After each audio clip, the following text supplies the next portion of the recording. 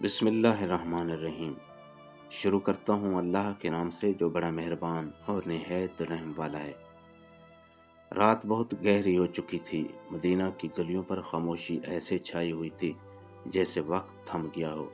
ٹھنڈی ہوا مٹی کو آہستہ آہستہ اڑا رہی تھی۔ دور کہیں کتوں کے بھونکنے کی ہلکی آواز آ رہی تھی، جبکہ آسمان پر چاند بادلوں میں چھپتا اور نکلتا جا رہا تھا۔ مگر اسی خاموش رات میں ایک ہستی ایسی تھی جس کی آنکھوں میں نیند نہیں تھی۔ وہ تھے مولا علی علیہ السلام، مسلمانوں کے خلیفہ، مگر لباس ایسا سادہ کہ کوئی پہچان نہ سکے۔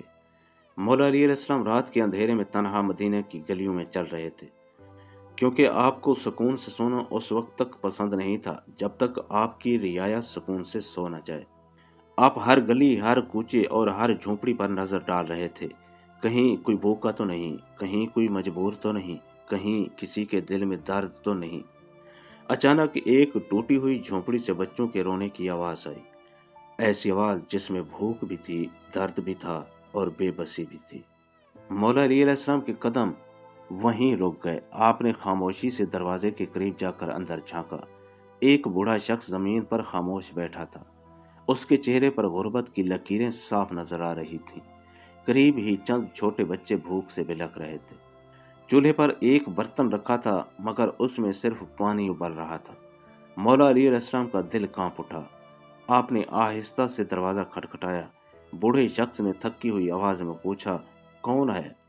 مولا علی علیہ السلام نے نہایت نرمی سے فرمایا، ایک مسافر جو تمہارا حال پوچھنے آیا ہے۔ دروازہ کھلا۔ اندر غربت، بھوک اور خاموشی کا ایسا منظر تھا کہ پتھر دل انسان بھی رو پڑے۔ مولا علی علیہ السلام نے بچوں کی طرف دیکھتے ہوئے پوچھا، یہ بچے کیوں رو رہے ہیں؟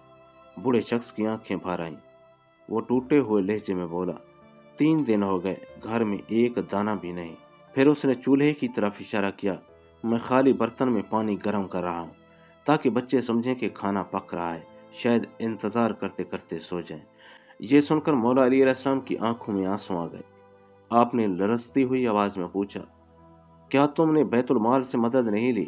بوڑھا شخص درد سے ہنس پڑا، اگر مسلمانوں کے حاکم کو ہماری خبر ہوتی تو آج میرے بچے بھوکے نہ سوتے۔